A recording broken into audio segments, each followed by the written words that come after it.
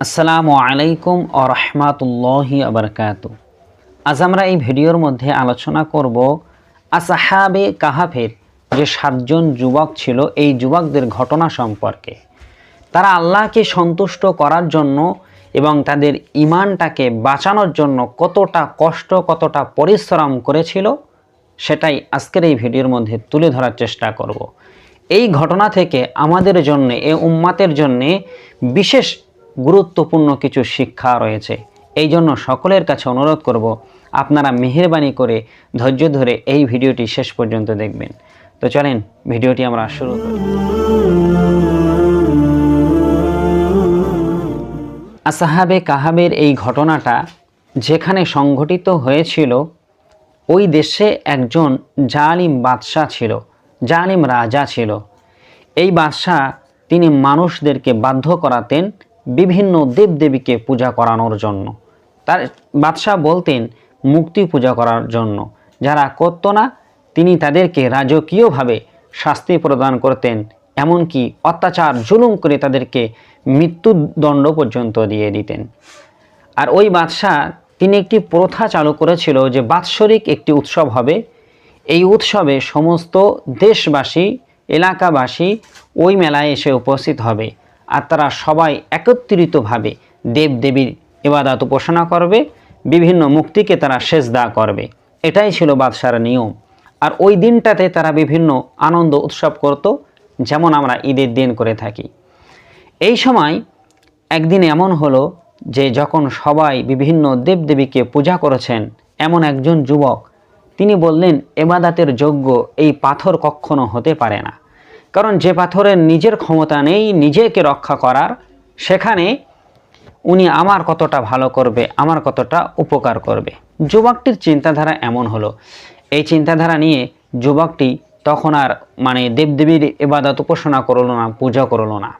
তখন উনি কি করলো, যে সেই মেলার স্থানটা ত্যাগ করে নির্জন একটি এলাকায় গিয়ে লুকিয়ে রইল, একা একা একটি গাছের নিচে বসে রইল, যাতে বাদশার কোনো লোক তাকে দেখে সন্দেহ না করে যে তিনি মুক্তিদেরকে পূজা করছে না। ঠিক এমন মুহূর্তে অপরদিকে আর একজন ব্যক্তি, আর একজন যুবকেরও তারও একই রকম মনে হলো। সেও বলল যে ইবাদতের একমাত্র যোগ্য হলো যিনি এই বিশ্ব ভূমণ্ডল সৃষ্টি করেছেন, সেই মহান আল্লাহ পাক রব্বুল আলামিন। সুতরাং তাকে ব্যতীত আমি কাউকে ইবাদত করব না। তিনিও সেই স্থান ত্যাগ করলেন, গিয়ে ওই যুবক যেখানে বসেছে সেখানে গিয়ে এই যুবকটিও গিয়ে বসে পড়লেন। কিন্তু এখানে একটি বিষয় জানার দরকার, এই যে আসহাবে কাহাবের 7জন যুবক ছিল, এদের পরস্পরে একে অপরের সঙ্গে কোনো প্রকার সম্পর্ক ছিল না পূর্বে। তারা কিন্তু এই দিনেই ফার্স্ট সবাই এক জায়গায় একত্রিত হচ্ছেন। ঠিক একে একে এই 7জন ব্যক্তি তারা সবাই অচেনা। তাদের অন্তরে আল্লাহ এই চিন্তা যখন ঢুকিয়ে দিলেন, তারা সবাই এক এক করে ঠিক ওই গাছের নিচে গিয়ে বসলো, সবাই একত্রিত হলো। এখন একজন যুবক, সে খুব বুদ্ধিমতী।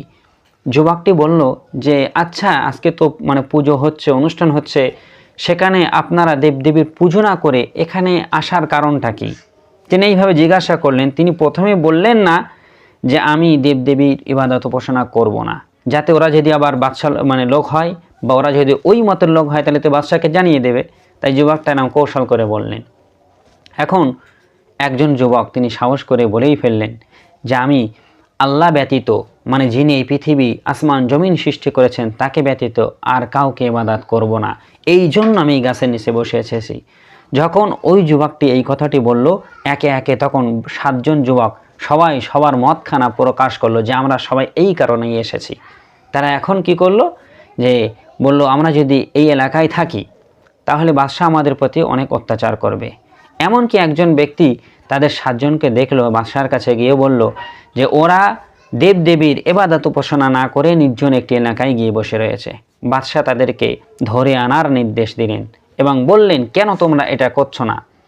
তখন এনারা বলল যে এই পাথর বা এই দেবদেবী আমাদের কোনো প্রকার উপকার করতে পারবে না, আর ইবাদতের একমাত্র যোগ্য হলেন আল্লাহ পাক রব্বুল আলামিন। সুতরাং আমরা সে আল্লাহ ব্যতীত আর কারুর কাছে আমাদের এই সম্মানীয় মাথা নত করব না, নিচু করব না। বাদশাহ তাদের প্রতি অনেক অত্যাচার করার নির্দেশ দিলেন। কিন্তু যখন রাত হলো, এনারা তখন কি করলো, যে 7 যুবক মিলে বাদশার সেই রাজপ্রাসাদ থেকে লুকিয়ে তারা পালিয়ে চলে গেল। গিয়ে কোথায় যাবে, বাদশার লোকেরা তো তাদেরকে খুঁজবে এবং ধরে ফেলবে, তো তারা একটা গুহার মধ্যে গিয়ে আশ্রয় নিল। আর এদের সঙ্গে একটা যুবকের একটি কুকুর ছিল, সেই কুকুরটাও তাদের সঙ্গে সেই গুহার মধ্যে গিয়ে আশ্রয় নিল। ঠিক গুহার সম্মুখে এই কুকুরটি তার সামনের দুখানা পা বিছিয়ে দিয়ে শিকারী মনোভাবে তার চোখগুলো খোলা রেখে কুকুরটি ঘুমাচ্ছেন। আর 7টি যুবক ভেতরে গিয়ে ঘুমিয়ে পড়লো। আল্লাহ তাদের থেকে রুহুটাকে কবজ করে নিলেন। কিন্তু ঘুমনের পরেও তারা যে মৃত্যুবরণ করেছে, তারপরেও তাদের চোখগুলো ছিল আগলা, চোখ ছিল খোলা, যাতে কোনো মানুষ দেখলে তাদের কোনো ক্ষতি না করতে পারে, মনে যেন করে যে এনারা ঘুমাচ্ছে না বরং জেগে রয়েছে। এই জন্য আল্লাহ এই সিস্টেমটা করলেন। অথচ তারা সবাই সঙ্গে সঙ্গে ইন্তেকাল করলেন, মরে গেলেন, ঘুমিয়ে গেলেন। এভাবে তারা ঘুমিয়ে রইলেন পুরো 309 বৎসর। 309 বৎসর পরে তাদের আল্লাহ আবার রুহ ফিরিয়ে দিল, তাদের ঘুম ভেঙে গেল। তারা জেগে উঠলেন, ঘুম থেকে জেগে উঠল এবং বলল, একে অপরের কাছে জিজ্ঞাসা করলো, বলো তো আমরা এখানে কতক্ষণ ঘুমাচ্ছি? কেউ বলল 1 দিন বা তার কিছু কমও বেশি। সবাই এই মতটাই দিল। এরপরে তাদের খুব ক্ষুধা পেল, তাই তাদের কাছে কিছু মুদ্রা ছিল। একটা যুবককে বলল, তুমি খুব কৌশলে বাজারে যাও, যেন বাদশার কোনো লোক তোমাকে না দেখে। তুমি বাজার থেকে গিয়ে আমাদের জন্য কিছু খাদ্য সংগ্রহ করে নিয়ে আসো, যাতে আমরা আমাদের আহারটা মেটাতে পারি, ক্ষুধাটা নিবারণ করতে পারি। সেই যুবক যখন গুহা থেকে বাইরে বার হয়ে দেখলো যে সব কিছু ওলটপালট হয়ে গেছে, যেখানে যে বাজার ছিল সেই সব বাজারের দুনিয়ার পুরো ভাবভঙ্গি সব কিছুই ওলটপালট হয়ে গেল। যুবক খুব পেরেশানির মধ্যে পড়ে গেলেন, কি করবে? তবুও তিনি খুব নিজেকে লুকিয়ে শুকিয়ে একটি দোকানে গিয়ে কিছু ভালো খাবার জন্য খাবার কিনলেন। কিনে দোকানদারকে টাকাটা দিলেন। দোকানদার টাকাটা দেখে খুব অবাক হয়ে গেল যে এটা তো এখনকার টাকা না, এটা তো বহু বছর পুরনো টাকা। দোকানদার অবাক হয়ে গেল। দোকানদার আরেকজনকে এই টাকাটা দিল, সে দোকানদারও দেখে অবাক হয়ে গেল। এইভাবে একে অন্য দোকানদারের কাছে এই টাকাটা স্থানান্তর হতে লাগলো। সবাই দেখে আশ্চর্য হয়ে গেল। এখন সবাই একটু এই লোকটির প্রতি সন্দেহ করলো, যে জিজ্ঞাসা করলেন, আপনি বলেন তো আপনি কোথা থেকে এসেছেন? তখন এই যুবকটা বলল যে আমিও তো খুব আশ্চর্য হয়ে যাচ্ছি, আমি গতকাল সন্ধ্যাবেলা আমরা ওই বাদশার ভয়ে, বাদশাহ দাবারনুসের ভয়ে আমাদের ইমানটা রক্ষা করার জন্য ওই গুহায় আশ্রয় নিয়েছিলাম। কিন্তু আজ সকালবেলা উঠে যখন আমরা কিছু বাজারে এসে দেখলাম, সে বাজারও ওলটপালট হয়ে গেল, পুরো দুনিয়া ওলটপালট হয়ে গেল, কি ব্যাপার স্যাপার। তা বলছেন এইরকম যে একটা দোকানদাররা বলছেন যে এরকম একটা বাদশাহ এখানে ছিল, এটা তো আমরা ঠিক বলতে পারছি না। তো অনেক পুরনো যারা ব্যক্তি আছে তারা কেউ কেউ বললো, হ্যাঁ এই দেশে এরকম একটা বাদশাহ ছিল যার নাম ছিল দাবারনুস, সে খুব অত্যাচারী ছিল। কিন্তু এখন যে সময়, এই সময় যে বাদশাহ দুনিয়ায় রয়েছেন, ইনি কিন্তু মুসলমান বাদশাহ এবং ভালো বাদশাহ। তারা সবাই এই যুবককে নিয়ে গেল বাদশার রাজদরবারে। বাদশার রাজদরবারে চলে গেলেন। বাদশার কাছে গিয়ে সব কিছু ঘটনা খুলে বলা হলো। তারা এই যুবকের ঘটনা সত্যতা যাচাই করার জন্য যুবককে সঙ্গে নিয়ে সেই গুহায় গেলেন। এখানে দুটি অভিমত পাওয়া যায়। একটি অভিমত হলো যে ওই যুবকটা গুহার মধ্যে প্রবেশ করলো তার সাথীদেরকে আনার জন্য, কিন্তু তিনি যখনই প্রবেশ করলো আর ফিরল না। আর দ্বিতীয় অভিমত হলো যে বাদশাহ সহ, নতুন যে মুসলমান বাদশাহ আছেন, এই বাদশাহ সহ আর ওই সমস্ত দোকানদাররা, গ্রামবাসীরা তারা ভেতরে গেলেন, তাদের সঙ্গে কথোপকথন করলেন এবং তারপরে আবার সেই 7 যুবক ঘুমিয়ে গেল। আবার সেইভাবে তারা কিয়ামত পর্যন্ত আল্লাহ তাদেরকে এই শান্তির ঘুম পাড়িয়ে রেখেছেন।